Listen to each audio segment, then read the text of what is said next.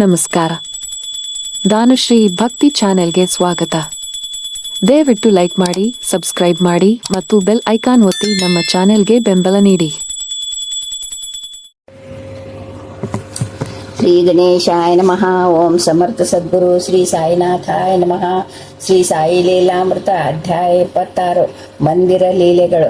ಶಿರಡಿಯಲ್ಲಿ ಸಾಯಿಬಾಬಾನ ಭೌತಿಕ ರೂಪ ಮರೆಯಾದಾಗಿನಿಂದ ದೇಶಾದ್ಯಂತ ಅವನ ಪ್ರತಿರೂಪವಾದ ಸಾಯಿ ಮಂದಿರಗಳನ್ನು ನಿರ್ಮಿಸುತ್ತಿದ್ದಾರೆ.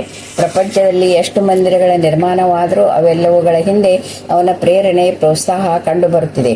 ಒಂದು ಜೀವ ಶರೀರವನ್ನು ಬಿಡುವ ಮುನ್ನವೇ ಬೇರೊಂದು ಉಪಾಧಿಯನ್ನು ಏರ್ಪಡಿಸಿಕೊಂಡಿರುತ್ತದೆ ಎನ್ನುತ್ತಾರೆ. ಅದೇ ರೀತಿ ಈ ಮಂದಿರ ಲೀಲೆಗೆ ಬಾಬಾ ತಮ್ಮ ಮಹಾ ಸಮಾಧಿಗೆ ಮುಂದೆಯೇ ಅಂಕುರಾರ್ಪಣೆ ಮಾಡಿದ್ದರು.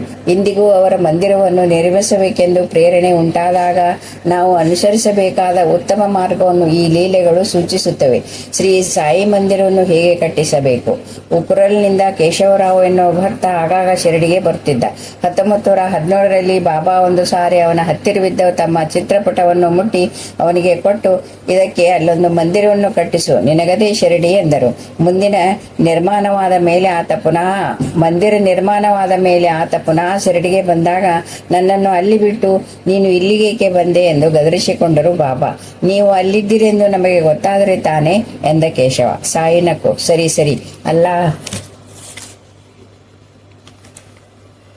ಅಲ್ಲ ಮಾಲಿಕ್ ಎಂದರು. ತರುವಾಯ ಪ್ರತಿದಿನವೂ ರಾತ್ರಿ ಸಾಯಿ ಆ ಮಂದಿರ ಪ್ರಾಂಗಣದಲ್ಲಿ ಸಂಚರಿಸುವಂತೆ ಉಕ್ರೂಲಿನ ಜನರಿಗೆ ಅನುಭವವಾಗುತ್ತಾ ಬಂತು.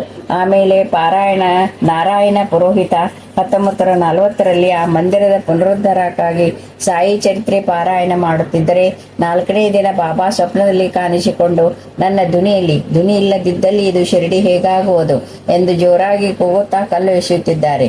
ಬಹುಬೇಗ ನಿಧಿ ಶೇಖರಣೆ ಆಯಿತು. ಮಂದಿರದ ಪುನರುದ್ಧರಣ ಪೂರ್ತಿಯಾಗಿ ಧ್ವನಿ ಸ್ಥಾಪನೆ ಆಯಿತು. ದತ್ತಭಕ್ತ ಬಾಪು ಸಾಹೇಬ್ ತನ್ನ 13ನೇ ವಯಸ್ಸಿನಲ್ಲಿ 1920ರಲ್ಲಿ ಶಿರಡಿ ದರ್ಶನ ಮಾಡಿದಂದಿನಿಂದ ಬಾಬಾ ಪ್ರಾರ್ಥನೆ ಮಾಡುತ್ತಿದ್ದ. ಪುಣೆ ನಗರದಲ್ಲಿ ಬಾಬಾ ಮಂದಿರ ಕಟ್ಟಿಸಬೇಕೆಂದು ಸ್ಥಳ ನಿರ್ಣಯಕ್ಕಾಗಿ 1952ರಲ್ಲಿ ಪುಣೆಯಲ್ಲಿನ ಅರಣೇಶ್ವರಾಲಯದಲ್ಲಿ ಶ್ರೀ ಗುರು ಚರಿತ್ರೆ ಪಾರಾಯಣ ಮತ್ತು ನಾಮ ಜಪ ಮಾಡುತ್ತಿದ್ದ. 10ನೇ ದಿನ ಕನಸಿನಲ್ಲಿ ಬಾಬಾ ಕಾಣಿಸಿಕೊಂಡು, ನೀನು ಮನೆಗೆ ಹೋಗುವ ದಾರಿಯಲ್ಲಿ ನಿನ್ನ ಕಾಲು ಯಾವ ಜಾಗದಲ್ಲಿ ನೆಲದೊಳಕ್ಕೆ ಕುಸಿಯುವುದೋ ಅದೇ ಯೋಗ್ಯವಾದ ಸ್ಥಳ ಎಂದು ಹೇಳಿದರು. ಅವನು ಅಲ್ಲಿಂದ ಹೊರಟು ಬರುತ್ತಿದ್ದಾಗ ಒಂದು ಕಡೆ ಅವನ ಕಾಲು ಭೂಮಿಯೊಳಕ್ಕೆ ಕುಸಿಯಿತು. ಅಲ್ಲಿ ಒಂದು ಮರದ ಕೆಳಗೆ ಕುಳಿತು ಧ್ಯಾನಾಸಕ್ತನಾದರೊಡನೆ ಅವನ ಮನೋನೇತ್ರಗಳಿಗೆ ಮಂದಿರದ ಒಂದು ನಮೂನೆ ದರ್ಶನವಾಯಿತು.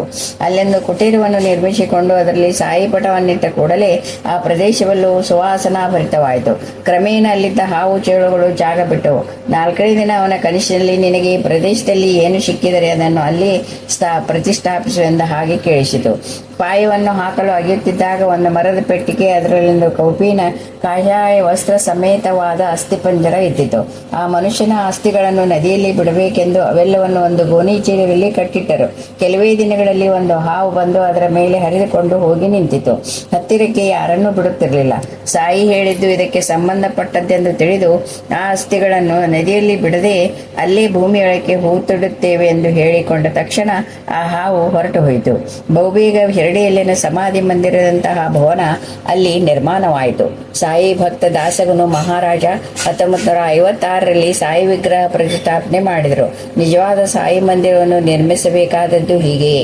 ವಿದ್ಯಾನಗರದಲ್ಲಿ ನಾನಿದ್ದ ಮನೆಯಲ್ಲಿ ನಿರಂತರ ಸತ್ಕಾಲಕ್ಷೇಪ ನಡೆಯಲು ಮತ್ತು ಶ್ರೀರಂಗನ ಬಾಬುಗಳು, ಶ್ರೀ ಸಮರ್ಥನಾರಾಯಣ ಮಹಾರಾಜ, ಶ್ರೀ ಅವಧೂತ ವೆಂಕಯ್ಯ ಸ್ವಾಮಿಗಳಂತಹ ಮಹನೀಯರು ಅಲ್ಲಿಗೆ ಬರುವುದಕ್ಕೆ ಇರುವ ಕಾರಣವಾದರೂ ಏನು ಅಂದುಕೊಳ್ಳುತ್ತಿದ್ದೆ.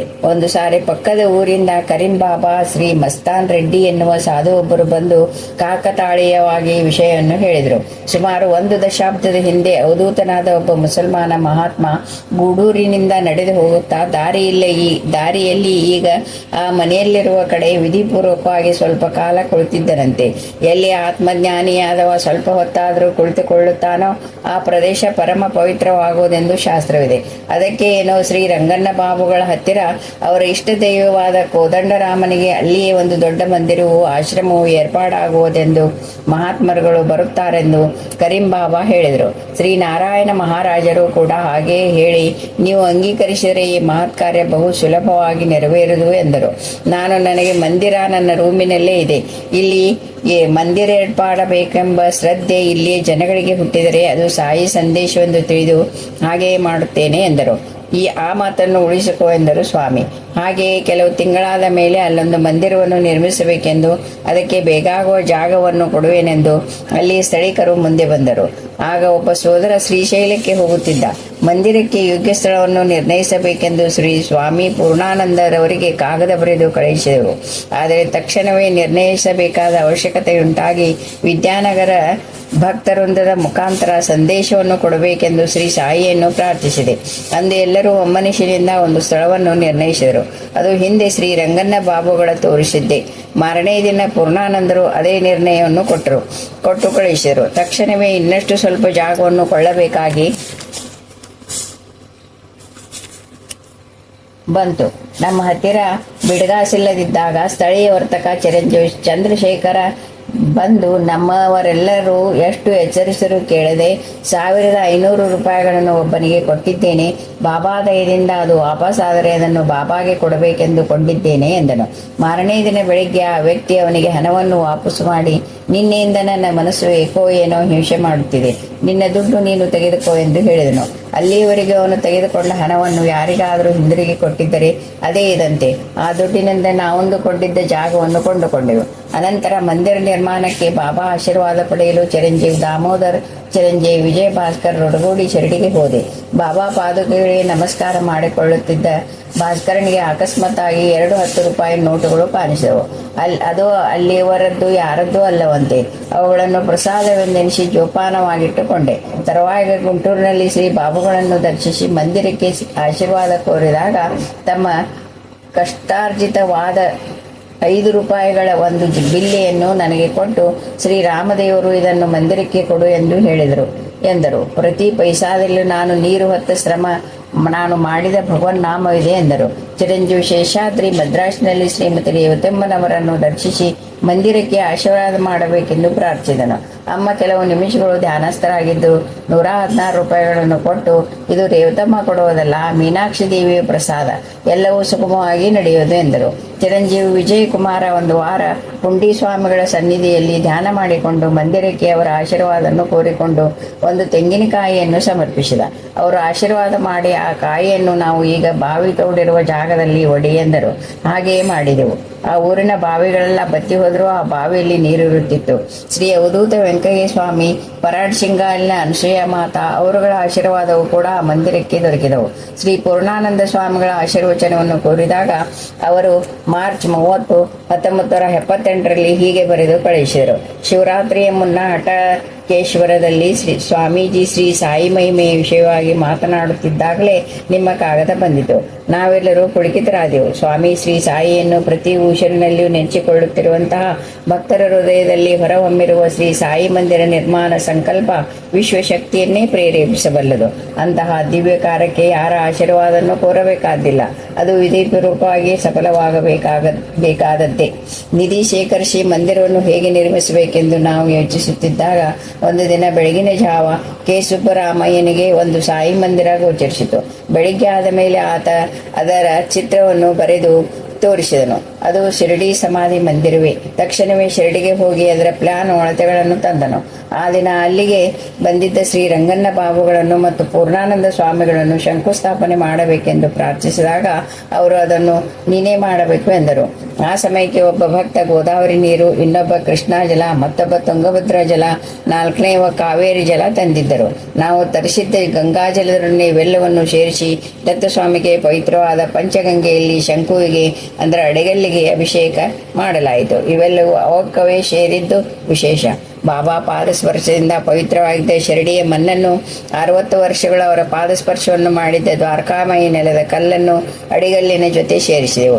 ಚಿರಂಜೀವಿ ಚಂದ್ರಶೇಖರ್ ಶಿರಡಿಯಿಂದ ಬರುತ್ತಿದ್ದಾಗ ಮೈಲ್ಸಾಪತಿಯ ಮಗ ಸಾಯಿ ಹಸ್ತದಿಂದ ಅವರ ತಂದೆಗೆ ಕೊಟ್ಟಿದ್ದ ಉದಿಪೊಟ್ಟಣವನ್ನು ಶಂಕುವಿನ ಹತ್ತಿರ ಇಡಬೇಕೆಂದು ಅವನ ಜೊತೆ ಕಳಿಸಿದ್ದರು. ಅದನ್ನು ಸೇರಿಸಿ ಬೆಳಿಗ್ಗೆ 7 ಗಂಟೆಗೆ ಶಂಕುಸ್ಥಾಪನೆ ನೆರವೇರಿಸಿದೆವು. ಸರ್ವಮತ ಸಾಮರಸ್ಯವೆಸಗುವ ಸಾಯಿ ಸಂಪ್ರದಾಯದ ಪ್ರಕಾರ ಬೇರೆ ಬೇರೆ ಮತದವರನ್ನು ಅವರವರ ಮತಗಳ ಪ್ರಾರ್ಥನೆಯನ್ನು ಅವರವರು ಮಾಡಿಕೊಳ್ಳಬಹುದೆಂದು ಕೋರಿಕೊಂಡೆವು. ಮೊದಲಲ್ಲಿ ತಮ್ಮ ಮತದವರು ಟೀಕಿಸುವರೆಂದು ಮುಸ್ಲಿಮರು ಕ್ರಿಶ್ಚಿಯನ್ನರು ಹಿಂಜರಿದರು. ಆದರೆ ಆ ದಿನ ಬೆಳಗಿನ ಜಾವ ಕನಸಿನಲ್ಲಿ ಒಬ್ಬ ದಿವ್ಯ ಮುಸ್ಲಿಂ ಪುರುಷನಿಂದ ಆದೇಶಿಸಲ್ಪಟ್ಟಿದ್ದರಿಂದ ಮುಸಲ್ಮಾನ ಬಂದು ಕುರಾನಿನ ಪ್ರಾರ್ಥನೆ ಮಾಡಿದ. ಅದೇ ಸಮಯಕ್ಕೆ ಚಿರಂಜೀವಿ ಥಾಮಸ್ ರೆಡ್ಡಿ ಕ್ರಿಶ್ಚಿಯನ್ ಪ್ರಾರ್ಥನೆ ಮಾಡಿದ. ಬೆಳಿಗ್ಗೆ 9:30 ಗಂಟೆಗೆ ಶಂಕುಸ್ಥಾಪನೆಯಾದ ಮೇಲೆ ಕಟ್ಟುವುದನ್ನು ಮುಂದುವರಿಸೆಂದು ಹೇಳಿ ನಾವು ಸಂತರ್ಪಣೆಗೆ ಪ್ರಾರಂಭಿಸಿದೆವು. ಸುಮಾರು 3,000 ಜನಕ್ಕೆ ಷಡ್ರೋಪಸೇತವಾದ ಭೋಜನವಾಯಿತು. ಲಾರಿಯ ಮಾಲೀಕರುಗಳಾದ ದಿವ್ಯ ಅನುಭವ ನಿದರ್ಶನದಿಂದ ಅವರು ಸಹಕರಿಸಿದರು. ಕಲ್ಲು ಕಟ್ಟಡ ಇಟ್ಟಿಗೆ ಖರ್ಚಿನಲ್ಲಿ ಮುಗಿಯಿತು. ಮಂದಿರ ನಿರ್ಮಾಣ ಬಹು ನಿದರ್ಶನ ಪ್ರದಾಯಕವಾಗಿ ಜರುಗಿತು. ಕಟ್ಟಡದ ಕೆಲಸ ನಿಂತ ಮೇಲೆ ಮಳೆ ಬಂದಿತು. ಕೆಲಸಗಾರರಲ್ಲಿ ಕುಡುಕರಾಗಿದ್ದವರು ಆ ಕೆಲಸ ಆಗುವವರೆಗೂ ಮದ್ಯವನ್ನು ಮುಟ್ಟಲಿಲ್ಲ. ಜೂನ್ 25, 1979ರಂದು ಕೆಲಸಗಾರರು ಸಾಯಂಕಾಲ 5:30 ಗಂಟೆಗೆ ತಾರ್ಸಿ ಹಾಕುವ ಕೆಲಸದಲ್ಲಿ ಅರ್ಧ ಮಾಡಿ ಅಲ್ಲಿಗೆ ನಿಲ್ಲಿಸಿ ಬಿಟ್ಟರು. ದಿಕ್ಕು ತೋಚದೆ ಸಾಯಿಯನ್ನು ಪ್ರಾರ್ಥಿಸಿದಾಗ ಎಂದಿನ ಭಕ್ತರು ಏನೋ 20 ಜನ ಅಕಸ್ಮಾತ್ತಾಗಿ ಬಂದು ರಾತ್ರಿ 10:30 ಗಂಟೆಯವರೆಗೂ ದುಡಿದು ಕೆಲಸ ಪೂರೈಸಿದರು. ಇವರು ಕೆಲಸಕ್ಕಿಳಿಯುವ ಸಮಯಕ್ಕೆ ಕಾರ್ಮೋಡಗಳು ಮಳೆ ಹನಿ ಬೀಳಲಾರಂಭಿಸಿದವೇ ಹೊರತು ಮಳೆಯಾಗಲಿಲ್ಲ. ಆದರೆ ಬೆಳಗಿನ ಜಾವ 2:30ಕ್ಕೆ ಕುಂಭವೃಷ್ಟಿ ಆಯಿತು. ಅದೇ ರಾತ್ರಿ 7 ಗಂಟೆಯಿಂದ ಅರ್ಧರಾತ್ರಿಯವರೆಗೂ 1 ಮೈಲಿ ಸುತ್ತ ಕುಂಭವೃಷ್ಟಿ ಆದರೂ ಕೆಲಸ ಮುಗಿಯುವವರೆಗೂ ವಿದ್ಯಾನಗರದಲ್ಲಿ ಮಳೆ ಬೀಳಲಿಲ್ಲ. ಅಕ್ಟೋಬರ್ 29, 1980ನೇ ದಿನ ನಮ್ಮ ಮನೆಯಲ್ಲಿ ಒಂದು ದೊಡ್ಡ ಸಾಯಿ ಫೋಟೋವನ್ನು ಮಂದಿರದಲ್ಲಿ ಇಡಬೇಕೆಂದುಕೊಂಡರೆ ಸರಿಯಾಗಿ ಅದೇ ಸಮಯಕ್ಕೆ ಭಕ್ತರ ಮುಖಾಂತರ ಶ್ರೀ ತಾಜಾವುದ್ದೀನ್ ಬಾಬಾ, ಶ್ರೀ ಅನ್ಸೂಯ ಮಾತಾ, ಶ್ರೀ ಗಜಾನನ್ ಮಹಾರಾಜ್ ಅಂದರೆ ಶೇಂಗಾವ್, ಶ್ರೀ ಅಕ್ಕಲಕೋಟಿ ಸ್ವಾಮಿ, ಶ್ರೀ ಯುಕ್ತಾ ಬಾಬಾ, ಶ್ರೀ ಪುಂಡಲಿಕ್ ಮಹಾರಾಜ, ಶ್ರೀ ನರಸಿಂಹ ಸರಸ್ವತಿ ಗಾನಗಾಪುರ, ಶ್ರೀ ಮಾಣಿಕ್ಯ ಪ್ರಭುಗಳು, ಶ್ರೀ ಚೌಟಮ್ಮ ಅಮ್ಮ ಇವರುಗಳ ತೀರ್ಥ ಪ್ರಸಾದಗಳು ಬಂದವು. ಮಾರ್ಚ್ 12, 1981ನೇ ದಿನ ಮಂದಿರದ ಪ್ರಾರಂಭೋತ್ಸವಕ್ಕೆ ಶ್ರೀ ಸಾಯಿ ಭಕ್ತರು ಶ್ರೀ ಕೇಶವಯೇಜಿ, ಶ್ರೀ ಕಾಮೇಶ್ವರಮ್ಮ, ಶ್ರೀ ಎಕ್ಕಿರಾಲ ಕೃಷ್ಣಾಮಾಚಾರ್ಯ ಆಗಮಿಸಿದರು. ಶ್ರೀ ಚೌಟಮ್ಮ ಅಮ್ಮ ತೆಂಗಿನಕಾಯಿ ಕಳಿಸಿದರು. ಅಂದು ಆ ಸಮಯ ವಿದ್ಯಾನಗರದಲ್ಲಿ ಏನು ನಡೆಯಿತು ಅದೆಲ್ಲವನ್ನು ಚೌಟಮ್ಮ ಅಮ್ಮ ತಮ್ಮ ಭಕ್ತರಿಗೆ ವರ್ಣಿಸಿದರು. ಕಾರ್ಯಕ್ರಮವೆಲ್ಲ ವೈಭವವಾಗಿ ನಡೆಯಿತು. ಸುಮಾರು 20,000 ಮಂದಿಗೆ ಸಂತರ್ಪಣೆ ಜರುಗಿತು. ಅನೇಕ ಮಹನೀಯರ ಆಶೀರ್ವಾದ ಮತ್ತು ಪ್ರೇರಣೆಯಿಂದ ನಿರ್ಮಾಣವಾದ ಮಂದಿರ ನಮಗೆ ಸಾಯಿ ಕರುಣಾಲಯವಾಯಿತು. ಇಂದಿಗೂ ನಿಯಮವಾಗಿ ಶಿರಡಿಯಲ್ಲಿ ಜರುಗುವ 4 ಆರತಿಗಳು ಜರುಗುತ್ತವೆ. ಗುರುವಾರ ವಿಧಿಪೂರ್ವಕವಾಗಿ ಸತ್ಸಂಗ ಭಜನೆ ನಡೆಯುವುದು. ಧ್ವನಿಯೂ ಸಹ ನಿರಂತರ ಬೆಳಗುತ್ತಿರುತ್ತದೆ. ಜಯ ಜಯ ಸಾಯಿನಾಥಾಯ ನಮಃ.